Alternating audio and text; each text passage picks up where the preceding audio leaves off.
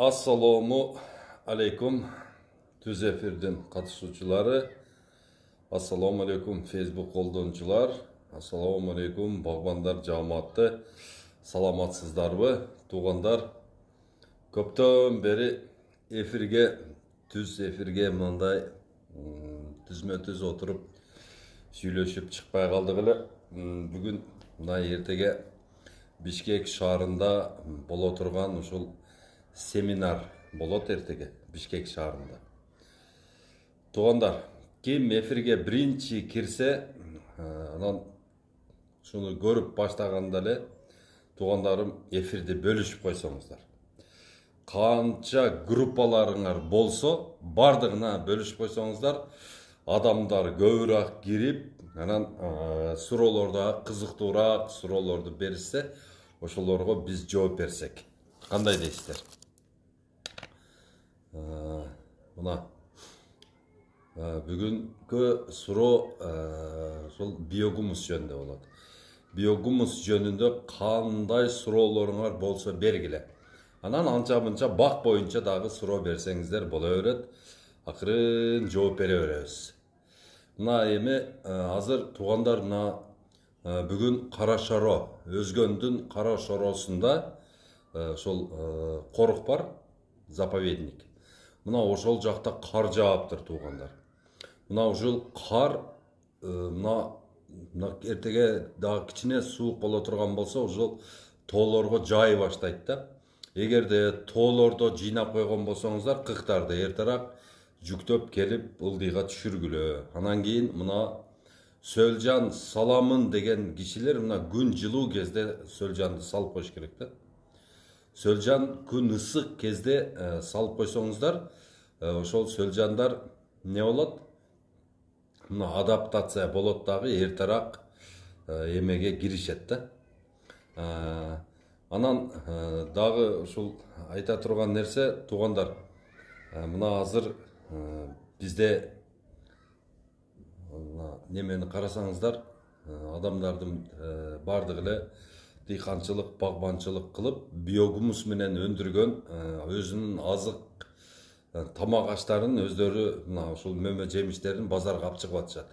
Сурагыла, эмне менен бышкан, биогумус менен бышкан дегендерди алгыла туугандар. Эң биринчи очуртта ошолор кетиш керек. Эми анан калганы айла жок, ошол азот менен, селитра, анан мочавина менен бышкандарды алышка туура келет да.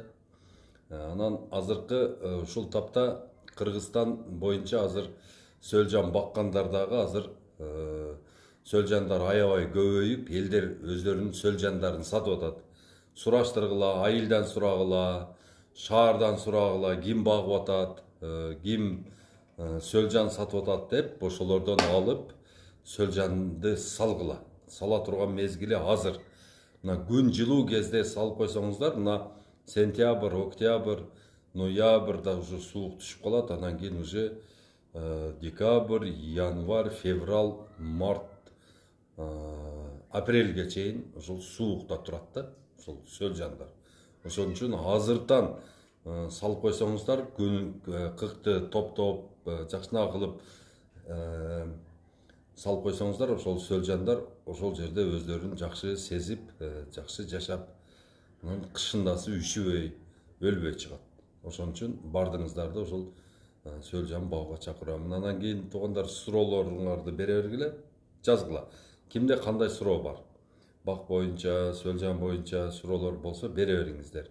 Анан мына бүгүн 100 канча тонна ошол бизден барган дарбыздарды, анан бизден барган мына немелерди, жашылча жемиштерди Россияда кайтарып бериптер. Себеби дегенде превышает нормы,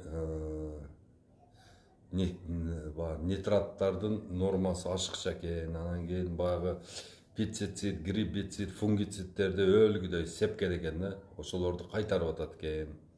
Мына туугандар, ушул органика кылып өндүргөнүбүздө ушундай проблема болбойт эле. Анан теги эле туугандар, мына бардыгы эле ойлойт да, биз экспорт кылсак эле байып кетебиз деп. Жок, ондой эмес туугандар. Биз экспорт кылганда байыйбыз. Bizde мындай самый главный бул байлык, баягындай акча менен же бирдеме менен өлчөнбөш керек да. Силер ушуну өзүңөргө алып келишиңер керек. Эң чоң байлык бул ден соолук да. Ден соолук болбосо сени мисалы үчүн ден соолук болбосо сени алтындан кроватька жаткырып туруп, анан сени одеялдын ордуна доллар менен мындай үстүңү жаап койсо дагы сенга ден соолук керек болот да. Сага ал алтын кровать, анан кийин долларовый одеялдын сага кереги жок болот. Ошон үчүн эң чоң байлык бул ден соолук.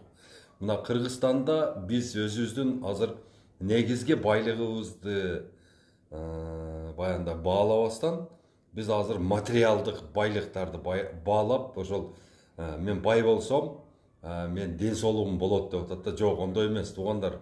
Бул азыр кимин акчасы жок болсо чөнтөгүндө, бирок ден соолугу болсо ошол адам шүгүр десин. Алхамдулилла, шүгүр, мен баймын десин. Мен аябай көп бай адамдар менен сүйлөшүп атамын. Ошолордун бардыгы эле айтып атат. Мына ушул акча бул баягы азыркы состояниясы алар үчүн көзүнө көрүнбөй калган да азыр. Эптеп ушул ден соолугум болсо экен деп ошону каттуу аракет кылып атат да. Каттуу ушул өзүнүн ден соолугун кайтарып алыш үчүн ошол акчалардын бардыгын берүүгө даяр да. Бизге эмне кереги бар ондо? Биз азыр бай экенбиз, ден соолугубуз бар экен. Мен ошону айтайын дегеним, кыргыздар, айнанайын кыргызстандыктар, эң чоң байлык бул ден соолук. Ошон үчүн азыр биз эмне кылышыбыз керек? Бардыгыбыз азот, селитра, мочавина, карбамид, фунгицид, гербицид, пестицид, мына ушуларды иштетпешибиз керек. Булар бизге душман. Булардын мели алмабыз бүрүшкөн болсун, бир жагын курт жеп койсун, бирок зато ол таза алма да, органика. Аны биз жей турган болсок, бизге ал сөзсүз түрдө ден соолук берет да. Ошон үчүн бардыгыңыздарды чакырамын. Органикалык жол хозяйство жүргүзгүлө, туугандарым. Эми суроолорго жооп берели. Абдулла Ташиевич, аке, күздөгү күрөшкө даярланың, жогорку кеңешке биз кызматтабыз, группалар түзүң дейт. Расулбек Калбеков, рахмат. Группалар түзүлгөн. Телеграмда Борбор Азия багбандар биримдиги деп кирсеңиздер, ошол жерде чоң группа түзгөнбүз. Ошол жерден өзүңөрдүн оюңарды бизге мындай жеткирип турсаңыздар болот. Одон сырткары 0550 20 0007 номерге ким Абдулла Ташиевич деп поддержка кыламын, ушул мына күздөгү шайлоодо мен сизге жардам беремин дегендер болсо, мен ошолорго азыр ссылканы таштап коем. Ошол жерге кирип туруп бардыгыбыз биргеликте аракет кылсак болот, иншалла. Эми туугандар, мен ал жерге бир касым-шимимди көрсөткөнү барбаймын. Мен касым-шимим, бир эле касым-шимим бар. Мен ал жерге баягы Bentley же Greenwagen машинемди көрсөткөнү барбаймын. Мен ал жерге өзүмүн бир болбогон бир баягындай материальный бир нерселерге барбайм. Мен ал жака бара турган болсом, ушул өзүмүн Кыргызстанымын, Кыргызстан элиме ушул багбанчылыкты жайылтканы барам да. Ассаламу алейкум. 50 сотык жерге канча штук көчөт эгилет, мисалга жана кайсы көчөттөрдү совет берет элеңиз дейт. Шаба Айдаралиев, эгерде сиз түштүк тарапта болсоңуз, эрте быша турган мөмөлүү дарактарга көңүл бөлүшүңүз керек. Бирок мына биз Кыргызстан боюнча чечилген сорттор бар. Сиз ошол менин телеграм группама кирсеңиз, багбандар биримдиги деп жазсаңыз эле кирип кетесиз. Мына ошол жерге биз кеңири маалыматтарды бергенбиз. 50 сотык жерге 500 көчөт батат. 500 көчөт бул алма батат. Эгерде эме вишня, то есть баткенгилес отургузам десеңиз, 325 көчөт батат. Ошол. Так. Улан Досматов, валейкум ассалам. Кандайсың, Улан? Эртеге саат 10:00-да, эрте менен саат 10:00-да ошол Садырбаева 359. Так. Кайсыл партиядан барасыз дейт. Көжөгөт Калыков, азыр партия неважный болуп калыптыр. Бирок эми тазараак партия менен барышка аракет кылабыз. Таза. Бирок өтө турган партия менен барыш керек да. Анан баягы чересчур патриот болуп, баягы эч нерседен жок партия менен барып алсаң, өзүң өткөнүң менен партияң өтпөй калса, өтпөй калат экенсиң. Ошого бир мындай эптеп эмеге баягындай өтө турган эмесине аракет кылабыз да, партиясына. Мен өзүм ойлоп атам, ушул бир болсо ушул же биздин Кыргызстан менен барамын, же болбосо ушул бир бол менен барам да. Ушул экөөнүн бирөөсүнө аракет кылып көрөбүз. Эми алышса, албаса анан кийин башка эле партия менен аракет кыла беребиз да. Алланын айтканы болот, Кудай кааласа. Эми туугандарым, азыр биздин Кыргызстанда эфирди бөлүшүп койгула туугандар, эфирди бөлүшүп, анан суроо бергиле. Биогумуз жөнүндө, бак жөнүндө кеңири бере бергиле. Бир саат сүйлөшөбүз, Кудай кааласа. Силердин сурооңорго жооп бергени атайын чыктык. Колубуздан келишинче жооп беребиз. Эми баягы саясатты азыраак сүйлөйлү туугандарым.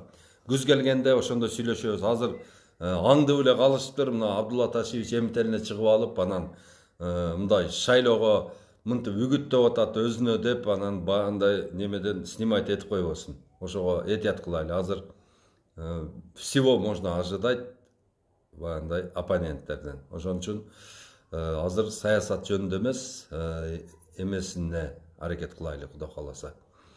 Анан туугандарым, мына бизде эң биринчи биз мына өзүбүздүн өндүрүштү көтөрүшүбүз керек да. Өзүбүздүн өндүрүштү көтөрүш үчүн биз деген мына ар бир кыргыз патриот болушубуз керек да. Мына азыр магазинге кирсеңиздер, 120 же 150 түр конфет турат. Ошонун экөө же бирөө эле биздики да. 3 эле позициясы биздики. Калганы полный Россия, Украина, Казакстандан келет экен конфеттер. Белоруссиядан келет экен. Мына эменин майды карасаңыздар, майда болсо даже бир эле позиция экен да. Ошо аталыктын эле майы бар экен.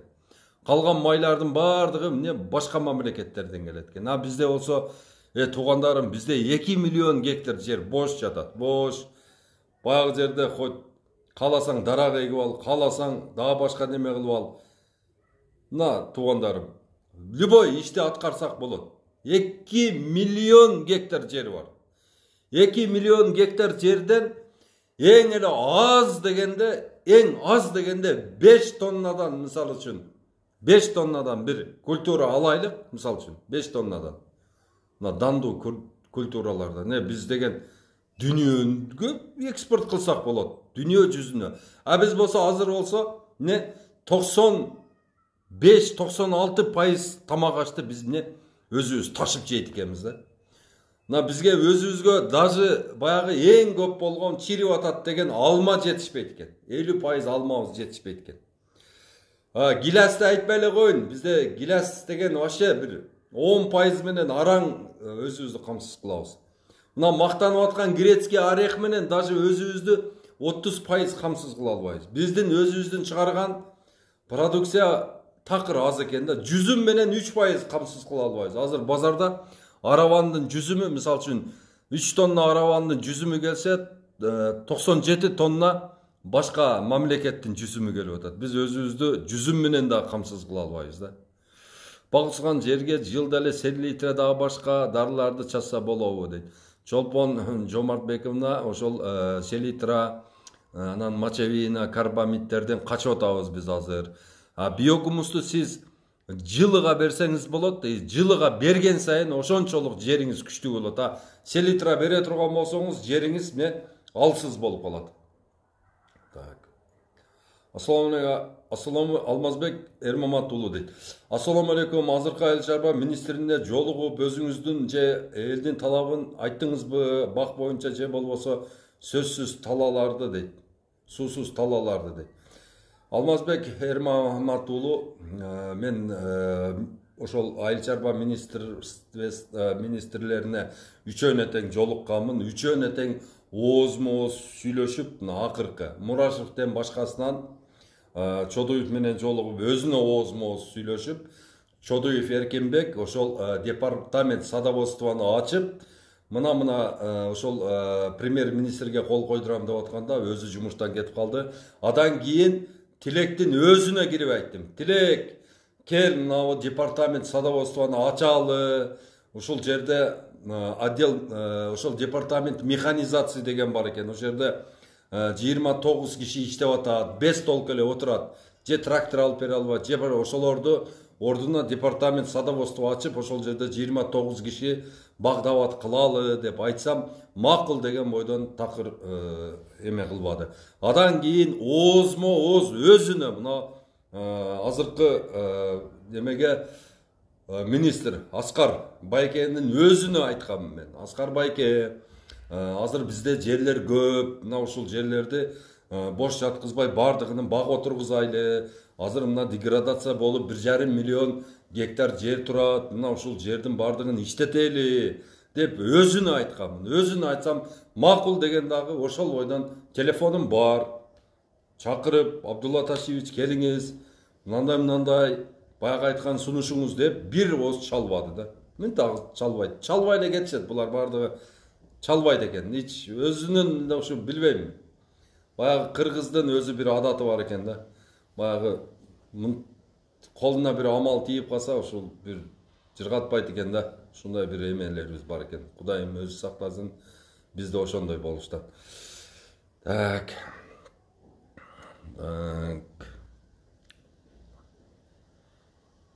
Тугандар, группаларга бөлүшүп койгула. Канча группа болсо ошонун бардыгына бөлүшүп коюңуздар. Так. Айтурган Камалова, иштериңизге ийгилик. Рахмат. Сизге дагы. Ассаламу алейкум. Азыркы так. Саламатсызбы? Тажикстандан жүзүм келип атат экен го дейт. Тажикстандан жүзүм эмнеге келбейт? Адамдардын бардыгы ошол Тажикстандын жүзүмүн 40 жылдан бери саткандар бар биздин арабызда. Алар кантип сатпай коет? Сатат да аларды сатпа деп айта албайбыз да биз. Булардын жумушу ошол да. Тажикстандан жүзүм келет, себеби дегенде бизде жүзүм жок. Ана Өзбекстан болсо жакшы жүзүмдөрүн Россияга, Европага жөнөтүп берип туруп, бизге 3-чү, 4-чү сорт жүзүмүн жөнөтүп атат. Тажикстанда ошол Европага, анан Россияга выход болбогондугу үчүн эң сапаттуу, жакшы мындай товарный вид сонун жүзүмдөрүн бизге жөнөтүп атат. Анан контрабанда иштеп атат. Контрабанда азыр болбосо мына бул жактан барган ГСМдер ал жака өтпөйт эле, ал жактан келген жүзүм бул жака өтпөйт эле. Контрабанда жолу менен ташып атышат. Мына азыр бардык ушул эмелерге барып, ошол мөмөжемиз саткан ар бир магазинге кирип карасаңыз, ошол жерде сөзсүз Тажикстандын жүзүмүн табасыз. Чоң кара жүзүм болот, мындай. Мерс, черный мерс деп коет, ошол жүзүм келип атат. Картошканы эмнеге Египеттен алыш керек? Картошканы эмнеге Египеттен алыш керек дейт. Чынара. Египеттен ошол уругу келип атса керек да. Чынара.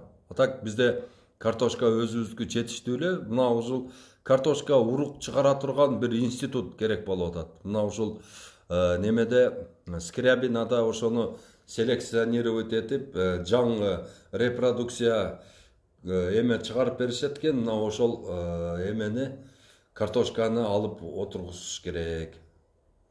Кыргыз үчүн күйүп бышып жатасыз. Сизден Алла разы болсун дейт. Рахмат. Мынара эми ушундай экен да. Баягы биз өзүмүн бир бурчум экен да, бул Алла Таала ушул мага берген бир бурч экен. Билбейм, мен ошол бир жерге отуруп карасам эле ошол жерден мага ошол кандай дарак отургузса болот, кандай неме болот, ошо айыл чарба боюнча ушундай келе берет да. Мына элге дагы ошону үйрөтүп атам. Бир дагы орун калтырбай бар жокту бак кылгыла деп атам. Азыр Кыргызстанды туңгуюктан чыгарыш үчүн биз бардыгыбыз жапа тырмак аракет кылышыбыз керек. Мына Бишкек шаарында келип акча таап, ушул жерде бай болуп калган биздин бир туугандарыбыз эми Бишкек шаарын бала чакасына таштап, ошол өзүнүн кичине ошол эме кылган топтогон акчаларын алып эмеге кетиш керек да, айылга кетиш керек. Айылга барып, мына бардык айылдарда азыр ушундай чынчыл, шаарда жүргөн адам патриот болуп калат. Баягы шаарда жүргөн адам турмушка жакшы бышат. Шаарда жүргөн адам барса сонун окат кылып кетет. Анан кийин ошол шаардагы ошол условиясын, жашоо условиясын өзүнө дагы мындай жакшы өзүнө шарт түзүп, ошол жерде дагы үлгү боло алат эле да. Ошон үчүн айтамын, бир туугандарым, айылга кетели, бардыгыбыз айылга барып, айылдын элетти көтөрөлү. Элет көтөрүлсө, анан кийин мамлекет көтөрүлөт. Ар бир эле айылдын жанында жакынкы ошол жайыт болуп калган жерлердин бардыгына багманчылык, дыйканчылык кылып, өзүбүздүн ушул экономиканы көтөрсөк болот. Өзбекстандын, Тажикстандын мөмө жемиштерин текшерсе, баары эле химияга тойгон болуп чыгып жатат. Калайык калк, ден соолугуңарга күйсөңөр жебегиле. Абдулла акенин сөзүн угуп, өзүңөр жүзүңгиле салма өрүк отургузула дейт. Туура айтып атасыз. Мына Өзбекстанда неме бар? Хим завод бар. Өздөрү ошол селитра чыгарат булар. Селитра чыгарып, буларга баасы бир 17, 13 сом, 15 сомдон эле түшөт дагы. Анан булар өлө өкүртүп салат да. Мисалы үчүн азоттун нормасы, өзү азоттун нормасы 90 килограмм болсо, азыр мына Бишкекте дарбызга, пиязга, сабизге 1,5 тоннага чейин салып берип атышат. Бул деген вообще ураган да, бул вообще сразу бөйрөк, боорду тынчыта турган бир маселе да бул. Ошодон коркушубуз керек. Өкмөт картошканы Египеттен алыш үчүн келишим түзүп жатыптыр. Же биздики азбы дейт. Чынара өзүбүздүн картошка бизге жетиштүү. Биз картошка менен өзүбүздү 100% камсыз кылып, керек болсо Өзбекстанды да картошка менен камсыз кылып коебуз. Өкмөт картошканы Египеттен алып келиш дегени бул деген кымызды Дубайдан ташыган менен эле барабар да. Не керек бар бизге алардын картошкасын? Өзүбүздүн картошка жетишет.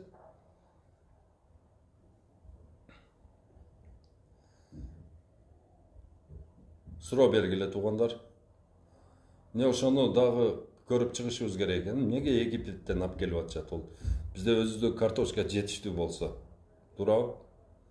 Ана мына биздин балдарды азыр августта балдарды окууга жөнөтүү маселесин аракет кылып атабыз да. Турцияга окуп келгени, биоинженерияга. Биоинженер болуп, ошол биздин балдар барып окуп келет. Ошого бардыгыңыздарды чакырамын, туугандарым.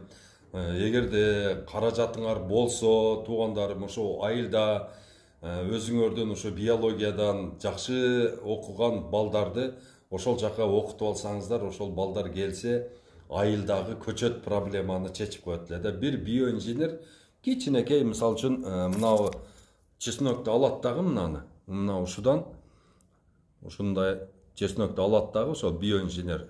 Ошол инвитро лабораториянын жардамы менен ушудан миллиард, 100 миллиард, жок триллионду чыгарып берет силерге ушудан. Ушун кичинекей ушул эле чесноктон буну молекулярное клонирование деп коет. Миллиардтар чыгат да, миллиардтар чыгарып бере алат. Ошол биоинженерияга окутуш керек. Биринчи барганда $3000 экен. $3000 подкурска окуйт экен. Мына ушул октябрдан баштап туруп, кийинки октябрга чейин подкурста окуйт экен.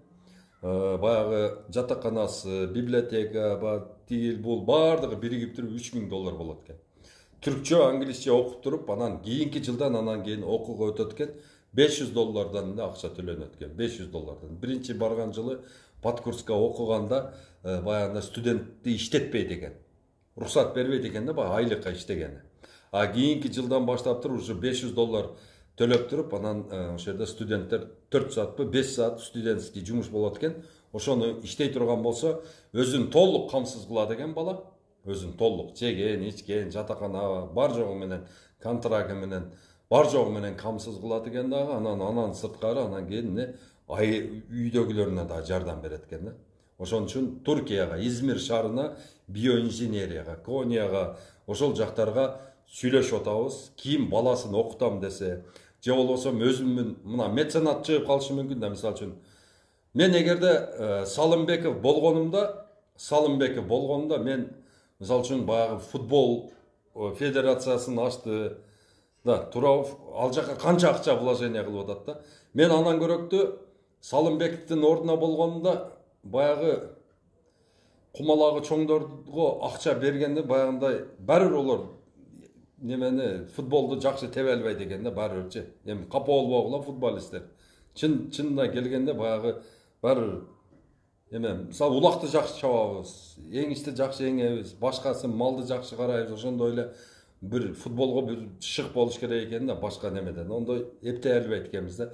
Мен ошо Салымбековдун ордунда болгондо ошондой же башка эле федерациялар жүрөт, мисалы ММА баягындай UFC дагы эмнелерди каржылап атышат да. Аларды көрүп эмне балдар бандит болуп атышат. Алардан чыгат UFC'ге мушташат ана мына кылат, жолу болбой калса, оны бир немеселер кармайт дагы баягы бир өздөрүнүн иплас иштерине пайдаланат да. Мен ошол акчаларымды эмне кылат элем? Мисалы үчүн Нарын областына чоң бир неме бар, мисалы үчүн училищалар толтура жатат, иштебей. Кыргызстан боюнча 100 училище жатат да. Мына ошол жерге балдарды топтойт элем. Топ туруп, мисалы үчүн 400 баланы топтоп туруп, биринин аркасынан поток кыла турган кылып туруп, мына ошол жерге ошол эмени бирөөсүн мал чарбага, бирөөсүн болсо ошол айыл чарбага, именно ошол багбанчылыкка эме кылган 2 мугалимди алып келип туруп Туркиядан. Мына ошолордун айлыгын төрөп берип туруп, ошол балдарды окутат элем.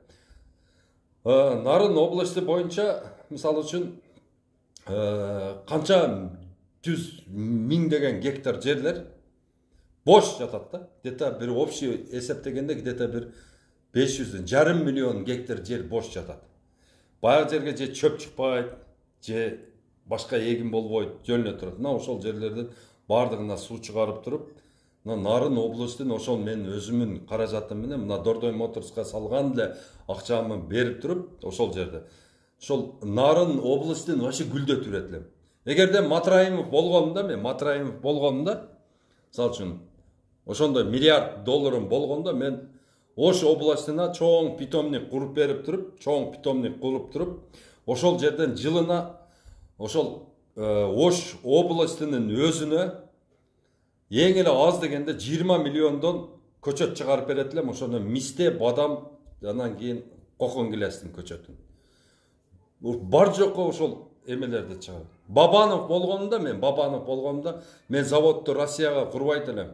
Азия Мол деле салбайт элем, мага кереги жок эле. Азия Мол эмне кереги бар мага? Мен ошол акчаларымы, ошол 30-40 миллион долларымы мен ошол областка Кара-Бурага 1 питомник, Таласка 1 питомник, Манаска 1 питомник, анан Бакаятага 1 питомник кылып берип туруп, мына ошол жерде дүйнө жүзүнө дөң эте турган кылып туруп, бар жогун чернослив отургуздуруп турупту, кара өрүктү. Мына ошол жерге 4 районго 4 конфет завод ачып коет элем. 4 конфет завод ачып коет элем. Эгерде мен Акылбек Жапаров болгонумда мен монтип Рошендин конфети мен ташыбайт элем, мен патриот болот элем. Мен айтат элем, Рошендин кереги жок. Мен ошол Рошенге берип аткан акчаны онун көрөктүү мен өзүмүн элим жесин дейт элем да. Деп туруп мен мына ошо Токмокко ошол жерде турат. Токмокто канча гектар жер турат. Мына ошол жерге мен конфет завод салып коет элем. Мына элим ошол Рошен конфетти өзү ошол жерде жесин деп. Мына цемент завод салып атат, онда бардыгы вредный производство да. Бирөөсү көмүрдү талашып атат. Мына Улам Пиримов тынбай көмүр казып атат да. Канчалаган акчалары бар, мисалы үчүн алай менен ошол чоң алайды карагатка толтуруп таштайт элем мен. Болду, көмүр казбайбыз. Мына карагатты сатып туруп, ошол карагатты варенье кыламын, элден алып туруп, ошол мага жетет дейт элем. Мына Араванда мисалы үчүн, Арапаев цемент завод салып койду. Мына ошол цемент заводунун ордуна мисалы үчүн чоң питомник кылып туруп, Аравандын эли азыр менен сурап атат. Бир эле Араван менен азыр 10 миллион кокон гилестин көчөтүн сурап атат. Баткен гилестин. Бересизби Абдулла аке ушуну бир нерсе кылып бериң деп. Кана эми акча жок да. Акча жок, эч кимде акча жок болуп атат да. Мына ушул иштерди аткарсак боло беле, туурабы? Азыр бардыгы эле айтат, Абдулла Ташиевич, эми бизде азыр акча жок, каражат жок, эми мынтип 10 000 доллар кетирип бак кыла албайбыз да деп атат. Туура, азыр акча жок, туура.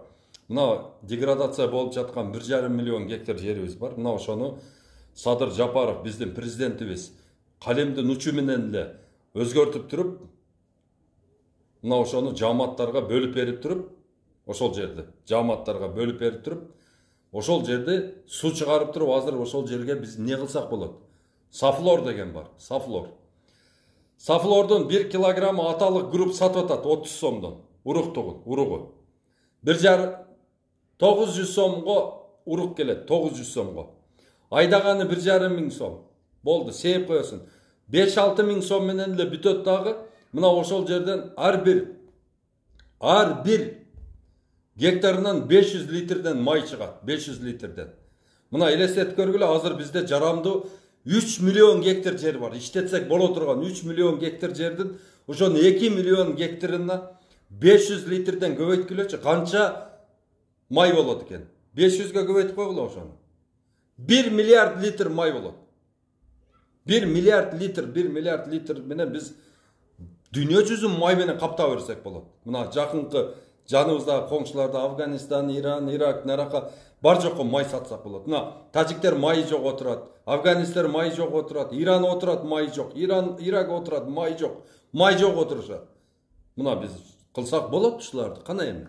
Кылган ошону кылганы мына бир айыл өкмөт, айыл башчы, губернатор. Мына ошо ойлонуш керек да. Мына айыл чарба министри ойлонуш керек. Мына биздин министр экономика болуп отурган Акылбек Жапаровдун ушуга башы жетпейби? Акылбек Жапаров биздин экономика министри. Мына кыргыздын окатын ойлоп таптым. Мына ушуну жасатыңыз. Сафлорго эмне керек? Жер эле керек. Аны деген корубайсың, аны деген мал жебейт, тура берет. Аны деген чаппайсың, ага деген дары салбайсың, азот бербесең боло берет. Аны деген не? Бир эле жолу себесин, болду, оруп аласың, башканын проблемасы жок. Кана эми ушуну жасасак болбойбу? Болуптур. Мына алма отургузуш кыйын экен, өрүк отургузуш өтө кыйын экен. Бая жүзүмдү вообще эле айтпай эле коеюн. Жүзүмгө вообще башыбыз жетпейт. Мейли, ошондой болуп калыппыз. Бул жагын жасасак болот го, сафлор. Жөнөкөй эле сафлор, 30 килограмм аласың. Аталыктын заводу азыр не деп атат? Мага эң эле аз дегенде канча деп атат? Эң аз дегенде бир эле сезон ошондой бышкан учурда эле иштете турган болсо 50 000 тонна, мисалы үчүн, айына переработка кыла ала турган завод турат өзгөндө. Мына ошондой заводдордон 5 облуска куруп туруп, сафлоровый масланы чыгарып туруп, импорттасак болот, экспортко чыгарсак болот. Тура, азыр биз Россиядан 500 миллион долларлык май алып ичип атабыз. 500 миллион долларлык май алып ичип атабыз. Мына мага бир бала айтты шуну. Абдулла аке, ушу сафлорго көңүл бөлбөйсүзбү деп. Анан окуп изилдеп чыктым. Действительно сонун экен да. Кыргыздын иши экен да. Бир жолу сейип коебуз, ошо бойдон турат. Кана эми бизде Кыргызстан мынтип бирөөнүн көзүн карай турган бир мезгил эмес азыр, нанайындар. Мына бизде болгон эле ошол билим менен тажрыйба жетпей атат да. Билим менен тажрыйбага канча акча керек? Айтайынбы? Канча акча керек деген. 15 000 доллардан акча керек да.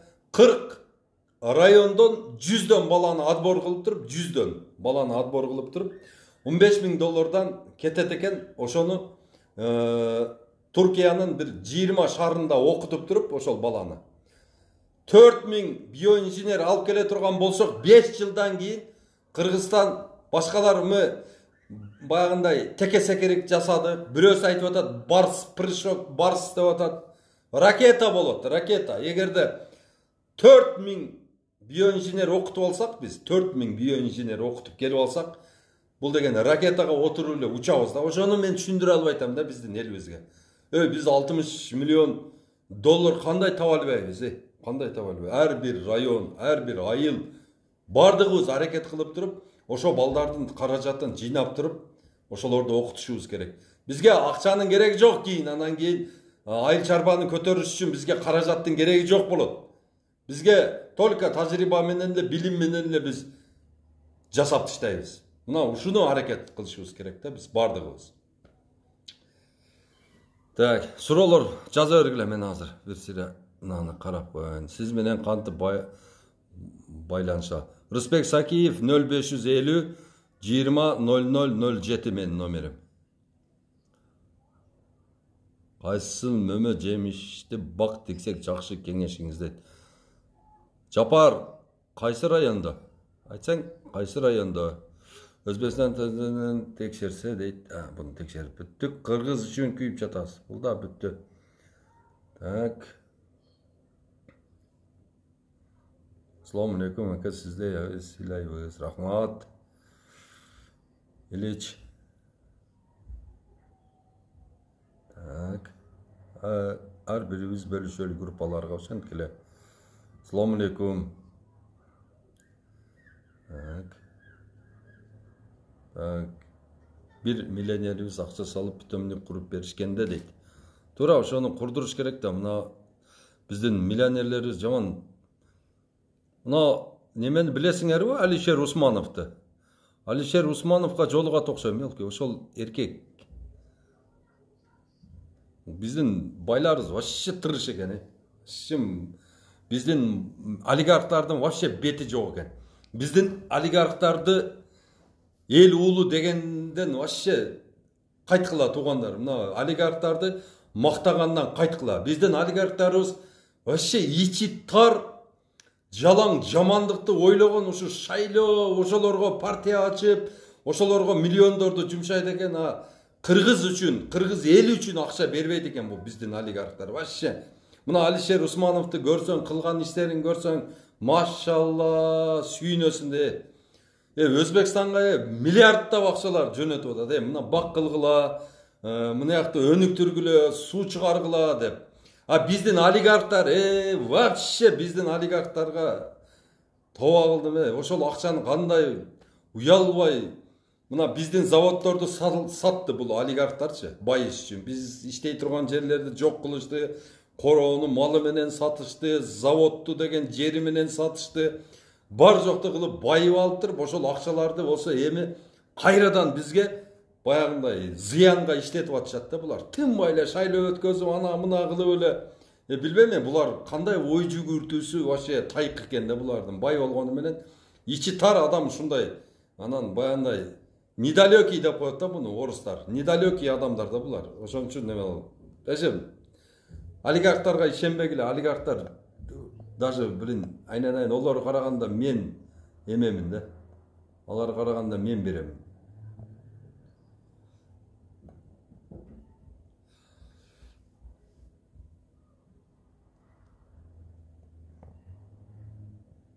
Так. Абдулаке, быйыл өтө суу проблема болду, эгинге эмес. Бак тарактарга жетпей, өкмөт эптеп эле жерлерди арендага берип алат. Өзү суу менен иши жок, жердин налогун алса болду, башка проблема менен чатагы жок. Айбек Абдуганы туура айтасың. Сууну, ирригацияны частный адамдарга өткөзүп бериш керек.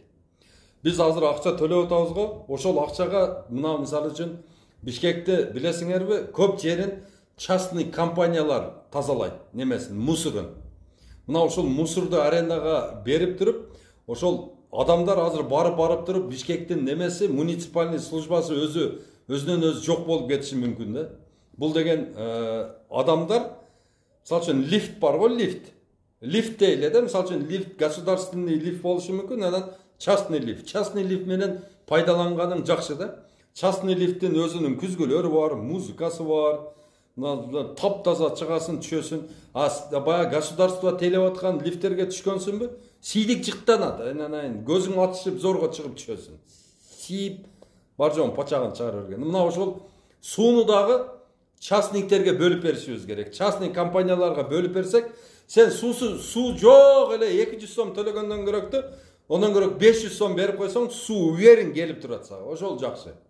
Азыр билбейм, мына биздин мамлекетибиз неле, ол айыл чарба министрлигин кармап отурат. Министр калыш керек. Министр калыш керек. Ошонун жанында баягындай кокустан 1,5 баягындай акча берип калам дей турган болсо, барып ошол акчаны алып келгени барып турса болот. А калган сууну, анан кийин мынау частный баягындай эмелерди, мында лабораториялар турат. Айыл чарбанын балансында лабораториялар турат. Ошолор эмени багдарактын оорусун текшерип бере албайт. Себеби дегенде адис жок. Жөн эле лабораторияны палан миллион долларга алып келип коюшкан, иштебей эле турат да. Ошол үчүн частныйга жылдырыш керек, бар жокто.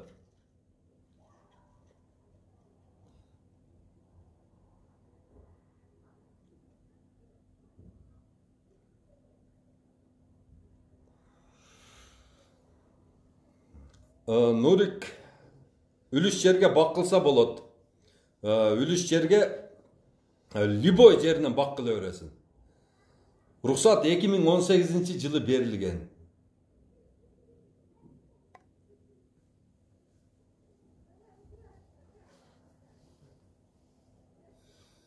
Алабукада эгилди 3-4 жыл мурун. Эгип эле койсоң болду экен, ал тикенек экен.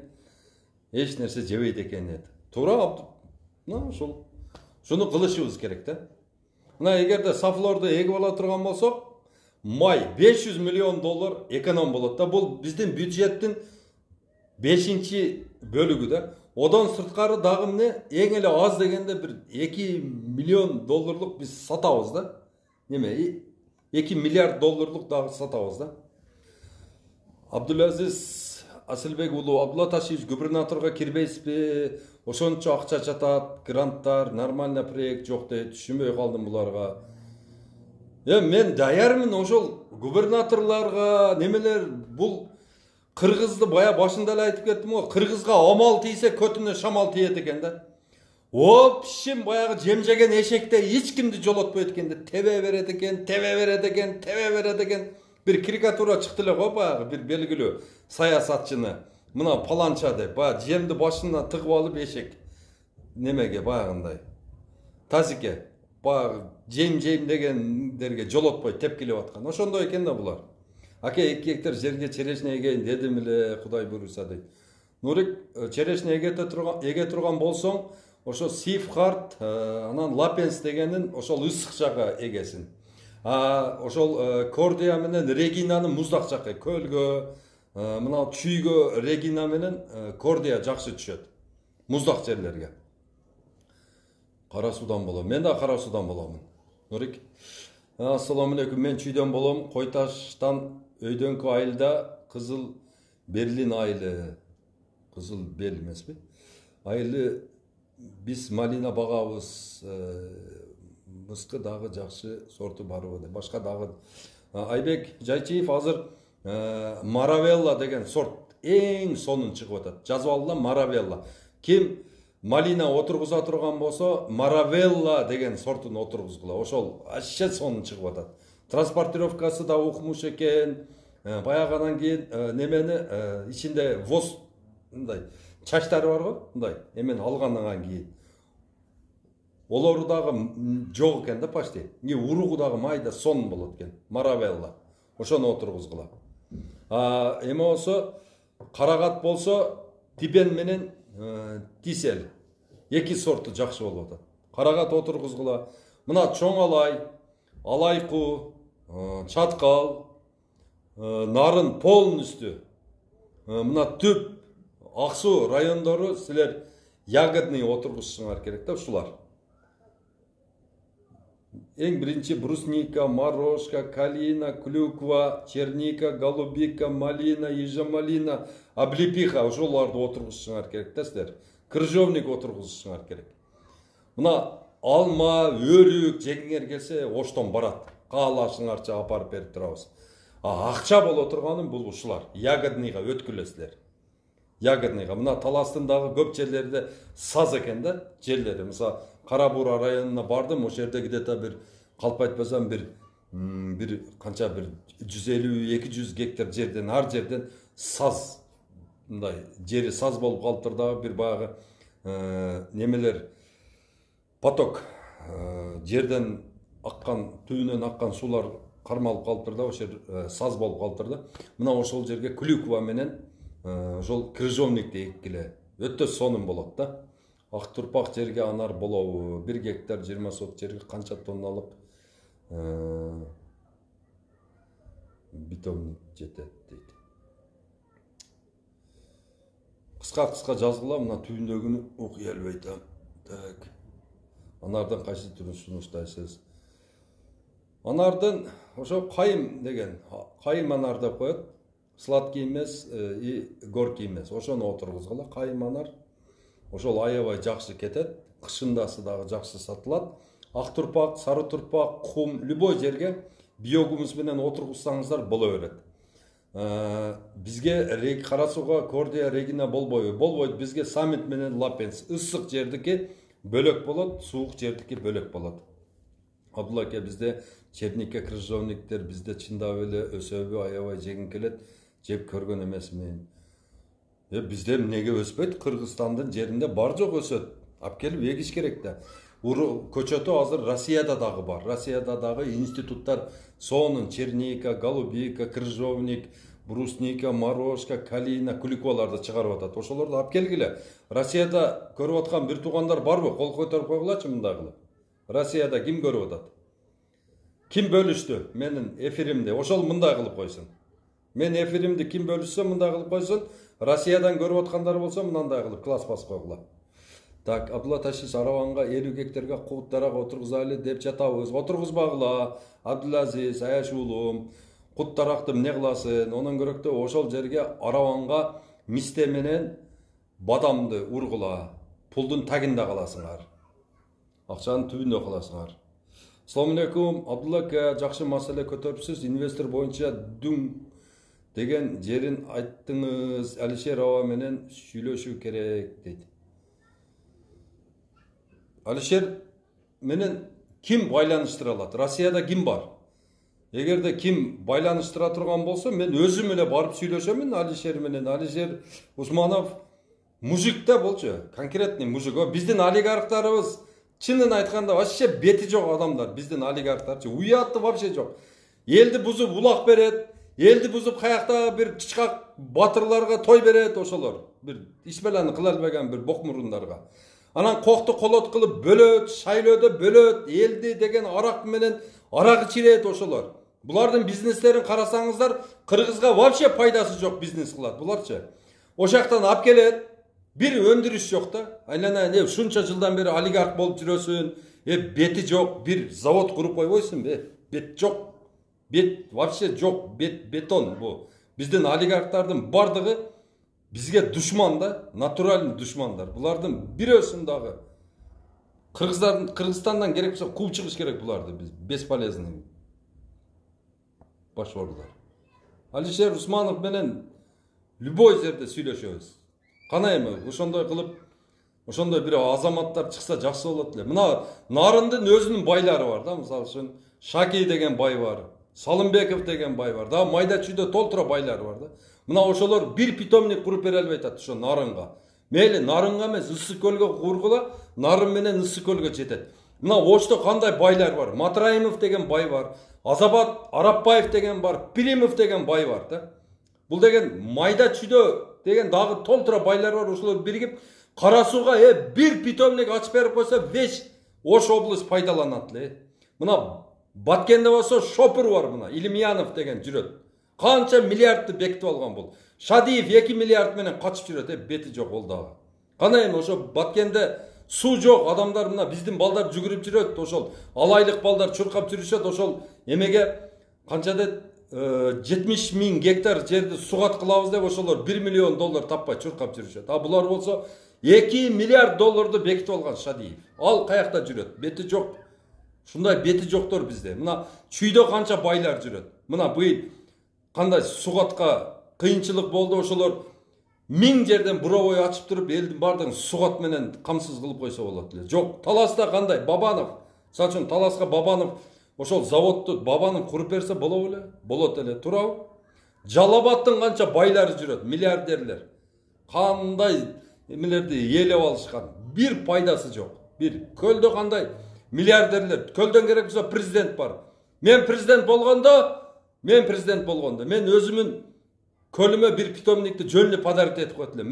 Менен өмүр бою мага амал китебиме эме жазылып турсун. Мына ушул Садыр Жапаров деген президент өзүнүн элине мынандай кылгандай. Мына өзгөндө ким жокпу мына? Жээнбековдор бай эмеспи? Канчалаган миллиондогон акчаларды күрүтүп жүрүшөт Жээнбековдор. Bir ошо Советте канча жылдан бери bir нормальный bir питомник иштете албады. Кана багбанчылык же дыйканчылык эч нерсе кылышпады буларчы. Только өздөрүн эле ушул байытып эле өздөрү эле жыргап атышат да. Ушул малга келип мен ушундай уялам, ушу мен чоң болдум деп кантип айтып, ошол жерде кантип ошо төргө отуруп ошолор кантип ошол жилик жеп атышат. Кайсы бети менен төргө чыгып атат ушул чоңдор. Азыркы депутаттарга да кандай акчалары бар. Минген машинелерин кара, жашаган үйлөрүн кара. 1 миллион, мына Ташиев айткандай. Ташиев өзү айтып атпайбы биздин ГКМБ начальниги айтып атат. Бардыгы джиптерде жүрөт деп атат. Бардыгы джиптерде жүрөт. 100 000 доллардан нарактагы машинелерде жүрүп атышат дейт. Жашаган үйлөрү 1 миллион долларлык үйлөрдө жашап атышат деп атат. Эң аз дегенде 1 миллион доллар. Bir айга 1 миллион доллар менен кандай бак кылып койсо болот. Туура? 1 миллион доллар азыр куршап айылына жумшай турган болсок, бар жок эле бак болуп жатып калбайбы? Туура? Туура. Ошондой биздин чиновниктердин кылганын көрбөйсүңөрбү? Bir жакшылык кылбаптыр бизгечи. Bir дагы чиновник bir жакшылык кылбаптыр. Жалаң урдай беришкен да. Азыр Кыргызстандын карызы 5 миллиард доллар болсо, будан тышкары булар дагы 11 миллиард долларды жок кылып беришти. Адан сырткары мынабы Союздан калган где-то эң эле калп айтпасам bir 50 миллиард долларлык мүлк калган эле да. Адан деле көп болуш керек. Мына ошол мүлктү дагы оп этип жеп коюшту да. Жок. Анан азыр отуруп алышып, азыр дагы мына күзгү шайлоого дагы уялбай булар дагы барышат. Барышат дагы ошол баягы өзүңөр билесиңер, каяктагы bir партиялар бар го баягы атуулук, супурасы, куруксу болуштар. Только ошол шайлоодо баягында гангирбаштарды жетелеп барып, акча кыла турган партийный лидерлер бар го.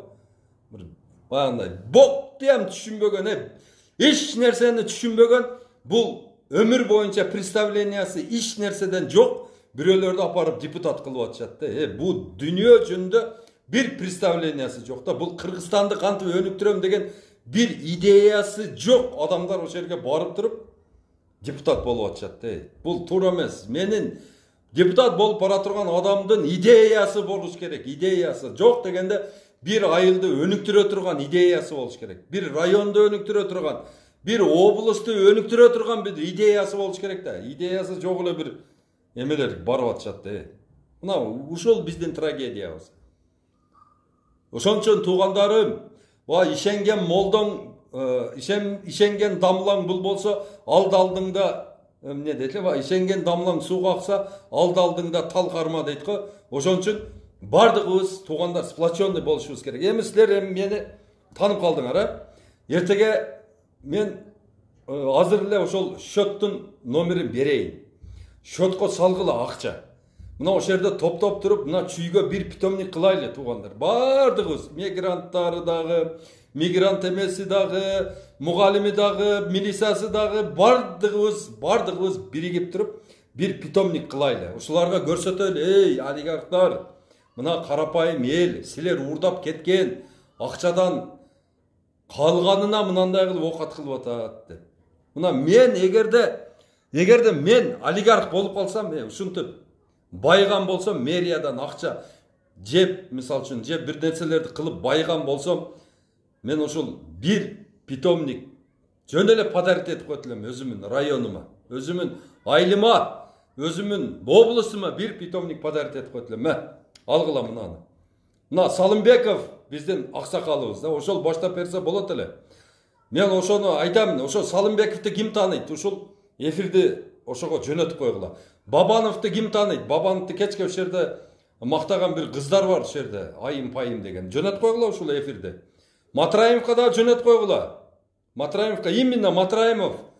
Раим, досум, Кара Сууга бир питомник курбасаң болбой калды. Элдин назарынан калып атабыз бизчи. Ушул олигархтар, байлар элдин назарынан калып атасыңар силер. Ойлоңгула.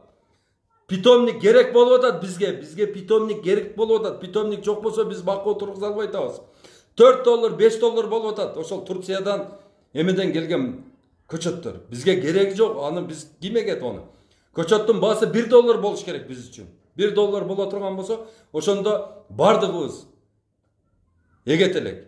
Райым, мына Азамат Арапаевди дагы отметка кылып койгула. Мынердеги жогорку кеңештеги бардык байбаччалардын бардыгын отметка кылгыла. Ойлоңгула, байлар, силер биздин үстүбүздөн байып атасыңар. Давай силер бизге возможность бергиле. Мына өзүбүздүн жерди иштеткени бизге возможность бергиле. Бардыгыбыз биригип туруп аракет кылбасак, мына Кыргызстан чөгүп эле бара айтат. Мага билинип атат. Бирок баягындай бул жагында жүрөгүндө, көкүрөгүндө мамлекетти сүйбөгөн адамдарга билинбейт. Олар кирип чыгып жүрө берет. Эртеге президенти Кытай болуп калабы, же бир орус болуп калабы, же бир өзбек, же тажик болуп калабы, аларга баары бир. Биягында жок да, көкүрөгүндө жок. Мына Кыргызстан жок болуп кетпес үчүн биз бардыгыбыз биригишибиз керек.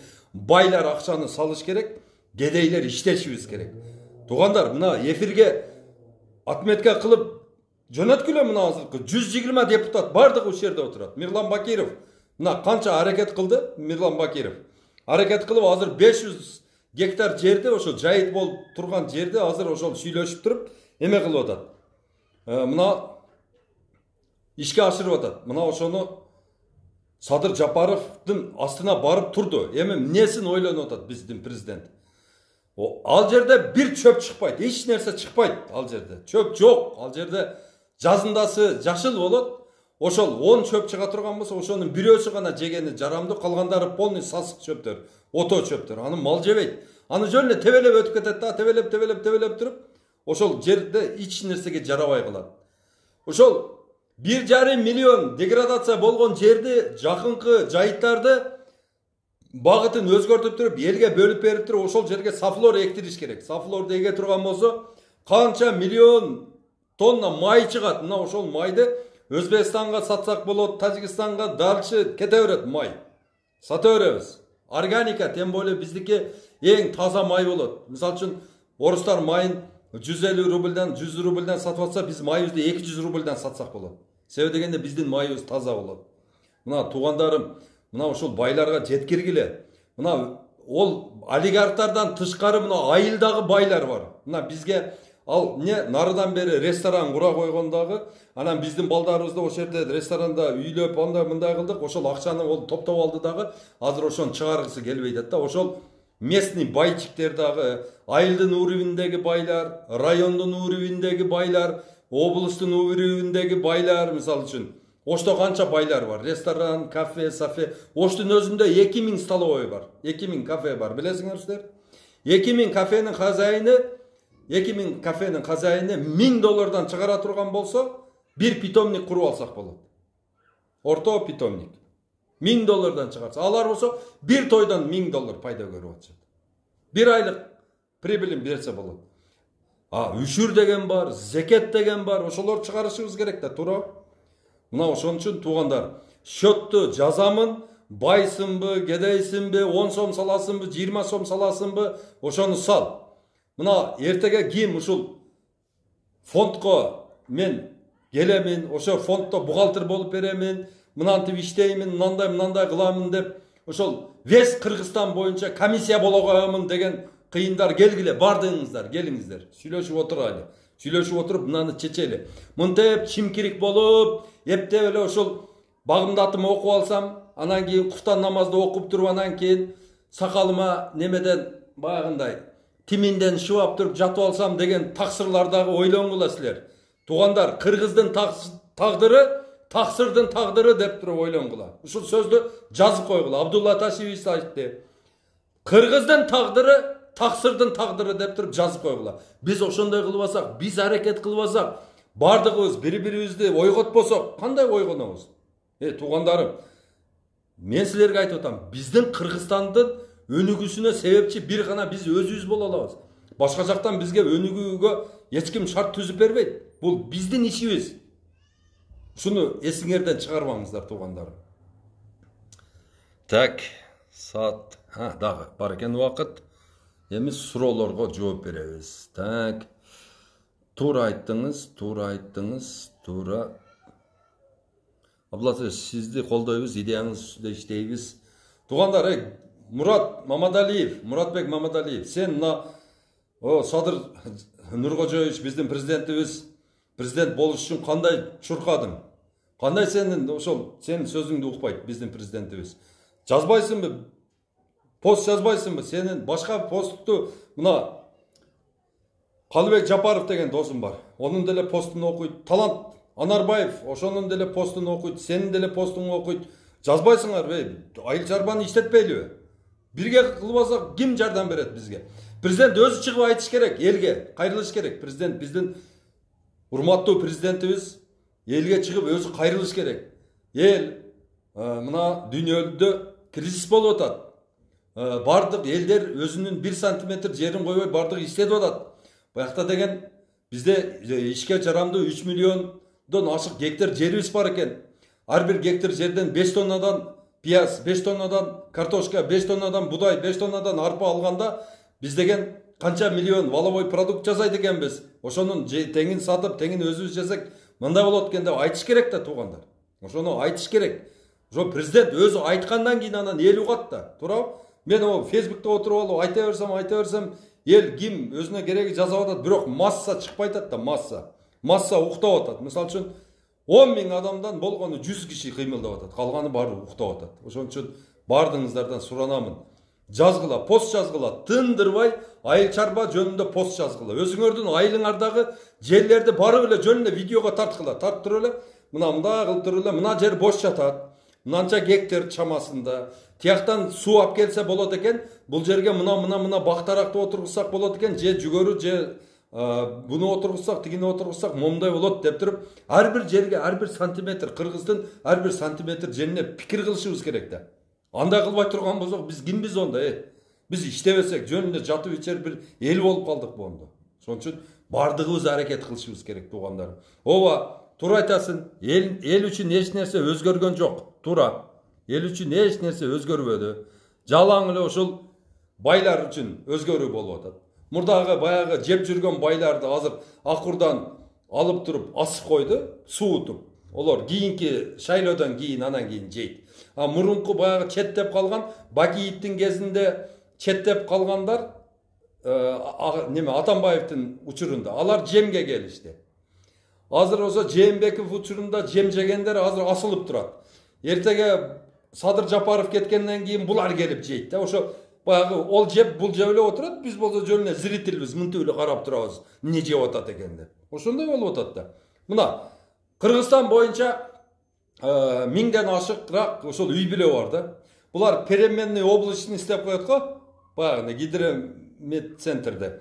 Ошолар ошондой да, баягы күн чыкканда булар чыгат. Күн бүркүлгөндө булар келип эле ошентип эле алмак салмак эле жеп отурушат. Атак экөө тең эле бирдей эле порода, коррупционер деген породадон булар. Карапайым эл менен иши жок. Буларга жашоо вообще бөлөкчө жашоосу. Буларда сусанное золото менен баягы жеген тамактары, идиш аяктары серебро булардыкы, жашаган жерлери комфорт. Буларда баягындай машинелери, баягындай экстра класс, ошону менен передвигаться этет. Баягындай эмелери эс алган жерлери болсо тетиги немеде, за границада. Испаниянын курортторунда, Дубайга да барышпайт булар. Керек болсо тетиги Ближний Восток дейби, ошол жактардан немелерге барып, ошол жактардан эс алышат. Баягы самый финшетабельный эмелерде эс алышат дагы. Булардын жашоосу вообще бөлөк. Булар биздин үстүбүздөн отуруп алган да. Булар эмне кылат? Булар май ташыйт, булар чай ташыйт, булар сахар ташыйт, булар ГСМ киргизет, булар деген медикамент киргизет, булар деген бардык ошол мыламой ишиди киргизет. Кыргызстанга эмне керек болсо ошону киргизишет дагы. Анан кийин булар обязательно өздөрүнөн баягында депутат коюшат. Ошол өзүнүн бизнесин гана коргош үчүн кармап турат да бул эмени. Простой народ эртеге мисалы үчүн биз импорттан полный отказ берип, мисалы үчүн да, машинелерибизди да токтотуп, бойкот кылып, бензин да албай, булардын медикаменттерин да жебей, эч нерсе кылбай, булардын баягындай клубтарына кирбей, столовой чайханаларын вообще Мынандай кылып булар менен алаканы үзүп кое турган болсок, булар анан кийин завод куруп баштайт эле да. Завод курат кадимкидей. Эгерде биз кафелерге кирбей койсок, ресторандарга кирбей койсок, булар менен мамиле кылбай койсок, булар биз менен мамиле кылыш үчүн айласы жок булар бак отургузушат. Айласы жок айыл чарбаныгы салат, айласы жок завод курат да. А пока кыргыз эли ошол импорттан жей берсек, булардын иши жүрүшө берет. Биздин балдарыбыз барат, ошол булардан продуктаны сатып алыш үчүн менин балам, сиздин балаңыз Россияда иштейт дагы, бизге акча салат. Булар Россиядан, Белоруссиядан, Украинадан алып келет дагы, маржасын коет өзүнүкүн. Мисалы үчүн $100,000 товар алып келе турган болсо, $10,000 булардыкы да. Булар эң эле аз дегенде Кыргызстан, азыр Кыргызстан Россиянын өзүнүн эле $1,5 миллиард товар оборотубуз бар экен. Ошонун эми майли темир семир андай мындайына bir $300-400 milyon kete turgan bolsa, kalgаны полный продукта менен бизге келип атат. Украина менен да ошондой, Белоруссия менен да ошондой, Өзбекстан менен дагы ошондой мамиледебиз да. Кытайдан дагы толтура кирип атат. Ошон үчүн туугандарым, биз өзүбүздүн өндүрүштү колдош үчүн биз бүгүндөн баштап импортка вообще тийбешибиз керек да. Жалаң өзүбүздөн чыккан продуктаны алып жей берсек, анан кийин жакшы болот. Анан унду дагы жебегиле. Un бар го, un. Ундун ордуна будай алгыда. Будай алып туруп, будай тартырып жегиле. Азыр тегирмендер толтура. Мурда Союздан калган тегирмендер да турат. Эгерде ким тегирмен иштетип, будай un чыгарам десе, мына Умар деген менин бир иним бар, ошонун чоң тегирмени бар. Ошол иштебей турат. Жапжаң тегирмени бар. Күнүнө где-то бир 50 тонна будай неме тартыра турган чоң тегирмени бар. Ошого шерик болсоңуздар болот. Мына туугандар, эми ушуну менен эфирди токтотобуз. Kim görgөн bolsa, ayağına çeyin görüp, başına çeyin, kayaktan görse dağı şunu bölüşüp koygular tuğanlar. Bardığız bir gele şeyli dağı Kırgızistan'da birge kötöröylü. Biz birikmesek bu oligarklarga, baylarga bərber olup kalıptır. Bunların rodinası yok. Çamadanın alat dağı dolarlarda uzu tiyaka salıp koygan. Barıp caşay veret, Şvitsariyada caşay veret, Germaniyada, İtalya'da caşay veret, futbolunu teyip, Dubay'da da жүрө берет, бар жоқты кыла берет. Именно кыйналган биз калабыз да. Ошон үчүн бардыгыбыз аракет кылышыбыз керек. Беларусь президенти кыйын экен, только өз мына Алмаз, эгерде мен президент болсом, Белоруссия президентинен дагы күчтүү президент болот элем. Кана эми Алла Тааладан дуа кылгылам бардык Кыргызстан. Абдулла Ташиевичтин жолун ачып, мына билимсиз иш жерде институтта окубады, эме кылбады, но зато менин жүрөгүм, көкүрөгүмдөгү ошол менин билимим өзүмдүн элиме жетет. Мен идеяларым, мына азыр айтып атканым бул мен силерге жөн эле ошол кайнап аткан сүттүн көбүгүн эле көрсөтүп атам. Онун түбүндө деген вай ушундай идеялар жатат. Ону Кудай кааласа эртеге кызматка келип алганымдан кийин дагы иншалла көрсөтөмүн. Ассаламу алейкум, аман болуңуздар туугандар. Эфирди бөлүшүп коюңуздар.